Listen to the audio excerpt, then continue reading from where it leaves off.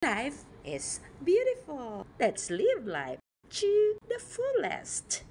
Kaya, tara na! Bilisan mo! Kakamping tayo today, Saturday! Let's go! Nakasakay na tayo sa isang jeep papunta ng Montalban, Rizal. Kalamansian na. Pag nasa may kalamansian ka na, malapit ka na doon sa campsite or sa summit. Medyo nakakahingal din kasi yung part ng kalamansian ay paakyat. So ang inyong auntie ay hinihingal. Rest for a while dito sa trail dahil napakainit na at medyo pataas ang hike. Ayan na yung kasama ko. Si Ish at si Marian. Inabutan na nila ako. Sadyang inintay ko sila para makapagpahinga rin ako.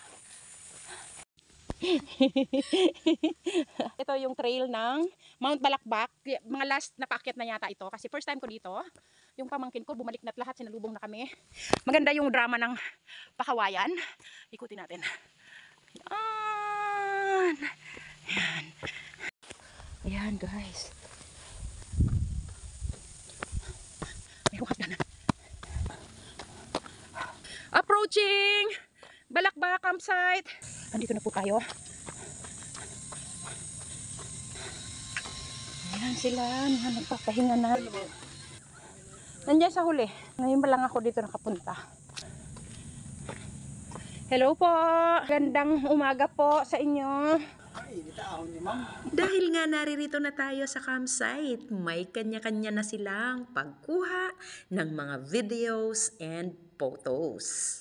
At ang iyong auntie ay busy sa pag-aasikaso ng mga pagkain ng mga pamangkin. Bago nga kami nag-umpisang umakyat, kami ay kumain muna sa baba. Pero eto na ulit at tanghalian na sa camp. Yay! May hipon. Nagsaing lang ako. Hindi ko na kinailangang magluto ng mga ulam dahil ito ay mga dala-dala ko na luto na. Laing, hipon at dinuguan. Init is the key. Ang mga bugoy. Ayan, yung isa hindi kumakain ng may sili daw. Ito kumakain naman siya. Ito kumakain ng may sili pero hindi siya kumakain ng dinuguan. Yung isa nagpapabebe. Madam, kain tayo, ma'am. Dahil nakapagpahinga na nga ang team. Wala nang init masyado, kami ay nag-pitch na ng tent. Tinuruan ko dyan na mag-pitch yung aking mga pamangkin. First time ng mga ito pumunta sa isang camping. Kaya ayan, excited naman na nagtutulungan para ma-pitch yung kanilang tutulugan mamayang gabi. Masaya naman ang mga bata na ma-experience ang ganitong activities. Isa pa, napakaganda ng tanawin mula dito sa campsite na ito. Ang saya, di ba? Kayo dyan, baka nais nyo ring ma-experience yung mga ganitong activities. Tanungin nyo lang ako, maaari ko kayong samahan. Dito sa bundok, kapag gabi, napakalamig. Masarap matulog kahit wala kang electric fan. Ikaw ay magkukumot pa at magja-jacket. Matatagpuan natin itong place na ito dito lang sa Montalban, Rizal. Mount Balakbak, nature site. Madali lamang itong mapuntahan dahil ito ay commute friendly. Kagandahan pa nito, nakapag-camping ka na, may hiking ka pa. Pero wag kang mag-alala, minor hike lang naman siya. Matatanaw mo mula rito ang mga bundok na inaakyat dito sa Montalban. Ligiran siya ng mga bundok na usually inaakyat naming mga hiker. Malapit na namang magdilim at kailangan nating magluto ng dinner. Hindi pa lubusang lumulubog ang araw, kami ay dinner na. At masarap ang aming pagkain. Meron kaming pork sinigang, inihaw na bangus, at meron ding mga prutas. At yung mga tira pa namin kaninang tanghali, napakarami naming pagkain. Pagkatapos ng aming dinner, ayan at kanya-kanya nang punta doon sa kanilang mga tent para mag-ayos, maghilamos at maglinis ng katawan. Ang mga nakakatanda, meron silang tagay time. Kwentuhan baga. It's nighttime, lubusan ng madilim at makikita mo na ang pailaw ng aking tent.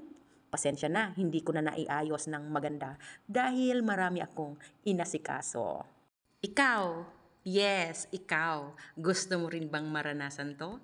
Tara na, sama ka. Good morning, sunshine. Yes, umaga na. Makikita mo na ang pagsibol ng araw. Ang saya, medyo malamig pa sa mga oras na ito. At yan yung aking tent na aking tinulugan. Prepare na tayo ng ating almusal. Tara, samahan niyo ko. Nagluluto ako ng pansit bicol or pansit ba to? Nagiinit ng mga tira kagabi. At nagsaing pa rin Naggaro-garo at baga. nagsangag. Yay! Siyempre, hindi mawawala ang kape. Ayan, busy-busy ang auntie. Tara na, at tayo ay mag-almusal na. Ang tibay ng inihaw, meron pa. Oh, siya. Tayo ay magsalo-salo ng muli sa umagang kay ganda. Maaga kaming kumakain dahil bababa na agad kami maghahanap ng pagsuswimingan. Friends and mga ka-aunties, lahat ng aming mga pagkain na niluto dyan ay aming dala-dala mula sa aming mga pinanggalingan. Ito ang mga kubo sa campsite na ito. Maaari kayong magrenta ng kubo dito kung kayo ay magka-camp sa lugar. At makikita nyo ang napakagandang mga tanawin na yan. Katulad ng sabi ko nga kanina, ay makikita mo ang mga bundok ng Pamitinan, ng Binikayan, ang Ayaas, at saka yung Hapon ng Banoy. At kung sinuswerte ka pa nga, kung mayroong ulan sa gabi, sa umaga, sigurado yan, mayroon kang masisilayang sea of clouds. Pero sa oras na ito na aming pagkakamp, wala namang sea of clouds dahil wala namang ulan. Mainit ang panahon natin ngayon. Pero sa panahon ng tag-ulan, sigurado mayroon kang masisilayan na katulad ng mga nakikita mo sa ibang mga lugar. Kung ikaw ay magka-camping dito, ang bayad mo lang naman ay 300 sa kada isang tao. At madaling kausap yung may-ari ng campsite na ito. Maaari mo silang i-message sa kanilang page sa Mount Balakbak Nature Site. Mabilis po silang mag-reply. Mababait po ang mga may-ari. Tanungin nyo lang po sila Sir Armando at saka si Sir Jerome. Maaari rin po kayong magpaluto sa kanila kung kinakailangan. Pero kung kayo ay pupunta dyan, alam nyo na matagal kayo, pwede kayong magdala ng mga lulutuin nyo. Pwede na rin kayong manghiram ng mga gamit nila sa kusina. Free na rin kayong magluto sa kubo nila. Wala kayong babayarang charge para sa pagluluto. Mga ka-aunties, sa 300 na babayaran mo na entrance fee, free na dyan ang tent pitching. At kung wala ka namang tent, pwede ka rin namang mag-camp dyan. Mayroon silang tent for rent. At ito ay 300 per tent. Good for 2 person na yon. Kung ayaw mo naman ng tent, may mga kubo, sabi ko nga kanina, na pwede mo siyang irenta. 500 pesos lang naman yung isang maliit na kubo na kasya ang 4 na tao. Renting a kubo is the most hassle-free na pagkakaampi dahil hindi ka na magpipits ng tent.